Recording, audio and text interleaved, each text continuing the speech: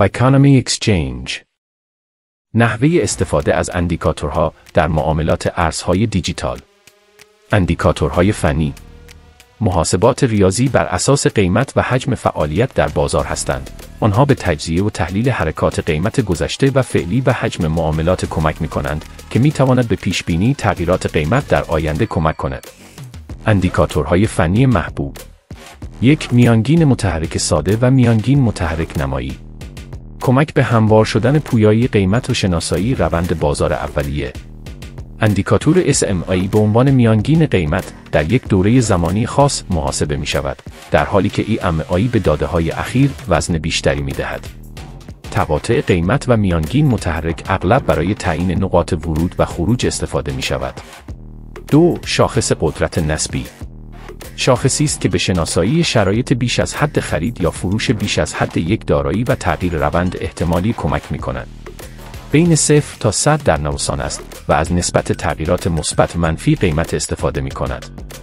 اندیکاتور RSI بالاتر از 70 معمولاً شرایط خرید بیش از حد را نشان می دهد، در حالی که RSI زیر 30 نشان دهنده شرایط فروش بیش از حد است. 3. واگرایی میانگین متحرک همگرایی. به شناسایی تفاوت بین دو میانگین متحرک و پیشبینی معکوس‌های روند کمک می کند. از 3 جزء تشکیل شده است: خط MACD، خط سیگنال و هیستوگرام.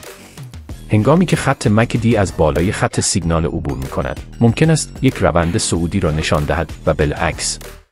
4. باندهای بولینگر.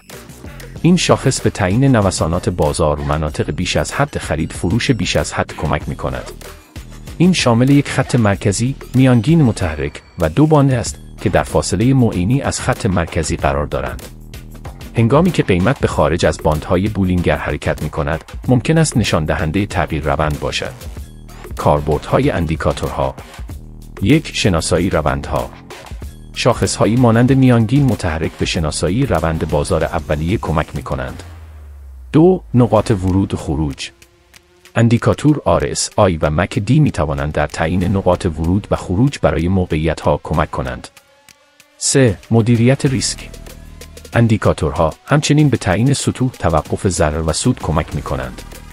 اندیکاتورهای فنی ابزارهای قدرتمندی در تجارت ارزهای دیجیتال هستند، اما خطاناپذیر نیستند. مهم است که به یاد داشته باشید که بازار ارزهای دیجیتال می تواند بسیار نوسان داشته باشد و شاخصها باید همراه با سایر روش‌های تحلیل و استراتژی‌های مدیریت ریسک مورد استفاده قرار گیرند.